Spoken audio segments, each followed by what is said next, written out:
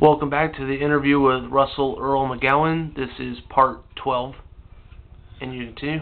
Yeah, I might mention that I retired from the city of LA after 22 years of service, and your retirement is based on your last year's pay, and I tried to get the highest I could so the retirement would be adequate, which it certainly is. It's fine. And so anyway, to go on with Marguerite, I'm with her, and she's beginning to falter and not do well. And did I mention already that I'm trying to think. Did I mention that I took care of her for 2 years? Yes, I did. And so then I sent for little an ad in the paper, and little Tessie came. And little Tessie was just tiny, but she took over, and I think we only paid her $40 a day. Where most were getting more. They were getting about 70 or 75 at that time a day, most well-to-do people, but we weren't well-to-do, we were just average, so we paid 40, and she was satisfied with it.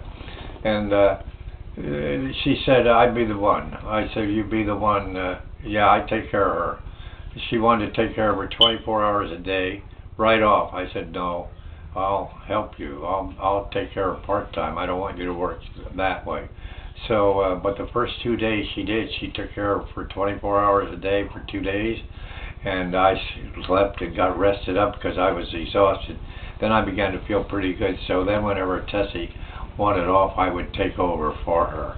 In other words, if she wanted to go to Las Vegas, which she did a lot, she liked to gamble, I'd take over and she'd go with her girlfriend or lady friend. Or if she wanted to do other things on her time off, I would take over for her. And so she didn't have any regular days off. She just off and on.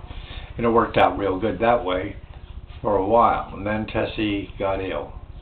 She began to not feel well, so we took her to the doctor, and they took her to Olive View Hospital, and they found out she had cancer of the bowel. So they operated on her and took out part of her intestine. And she got real good care. And we went up, I went up and sat with her. Edna was here then, her daughter. She'd sent for Edna. And Edna, who was a registered nurse in the Philippines, she came and she took over Tessie's job and took care of Marguerite. But she would go with me, and we up there, and we would sit with Tessie. Anyway, she got better. She came back. She seemed fine, like she's all better. And so I would take her to other jobs. She went to an agency, and she got $100 a day. And if she went to Ventura, she'd get $150. So I took her all the way to Ventura, 32 miles, so she could go to an agency there where she got $150 a day. And she was doing real well. Then she began to get ill again. So we took her back to the hospital, and they found that the cancer had gotten to her liver. And now she really was in bad shape. And finally they called from the hospital and said, she has to go home, we can't take care of her any longer. And I said, well, she's not eating, how are we going to take care of her? Well, they insisted on it, and they sent her back. So it was decided that she'd also sent for her son, I didn't mention this, Lauer. And Lauer had come, and he was here. That was Edna's husband. And Lauer was Tessie's son. And anyway, we all three, with Sharon, took her down to the airport, and I got her a flight on at a 747-400 on business class, so she could be upstairs where there are more stewardesses, and she could begin to climb over the people down below if she had to go to the bathroom or something. So anyway, we took her in a wheelchair when we got there, and they took her aboard the plane and put her upstairs. And she made it okay to the Philippines with all the pills from Olive View. Edna, who was a registered nurse, got them all together in her luggage, and she had them. And then her granddaughter, she went to stay with her granddaughter in the Philippines. And it was a sad day because I really loved little Tess. I really fell in love with her.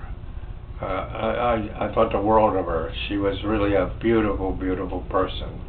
And she I always felt she saved my life.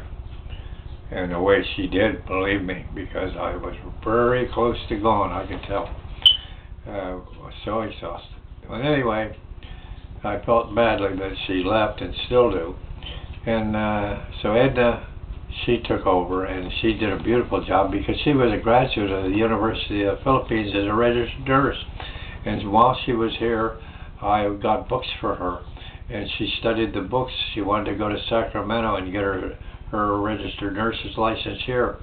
And and I was back visiting with my sister in Florida with Tessie, I found a set of books that somebody had gotten for registered nurse, and I bought them, and I brought them back, and she studied those.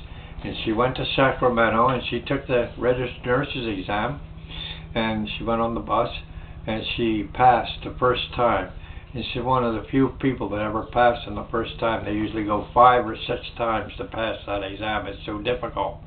But of course, she was very well educated in the Philippines already, and a wonderful caregiver for Marguerite. She took wonderful care of Marguerite. She turned her. Marguerite got the very best of care, and I was so thrilled. And we paid Edna, I think, $400 a week. That's all we paid her. So then when Tessie was in the Philippines about 6 weeks, and they called and said she'd passed away. And Marguerite passed away shortly after.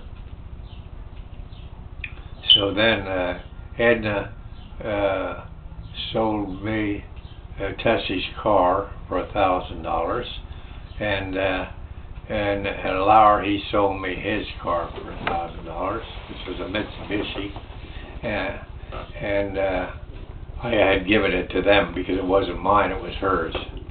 So then they sold it to me, and they had some money.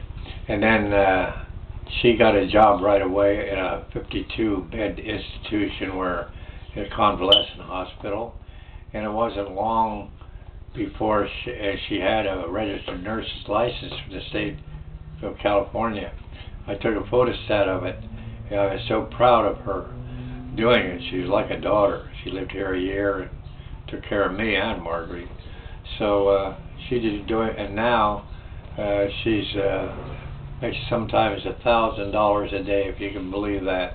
She's head of 2 institutions, a head nurse in 2 of them. She's a very, very smart girl, and she's doing real well. So anyway, let me think now. From there, where do I go from there? I'm thinking, oh yeah, I met, being that Tessie passed away and Marguerite, I had no one, and then Edna moved out, and and Laura did too. So I was all alone. So I looked at the paper and I saw an ad for a lady, a motor lady that was looking for a gentleman friend. So I called her on the telephone. And she owned her own home. She was dressed beautifully, and she was a little Italian lady. Lived up in Sunland.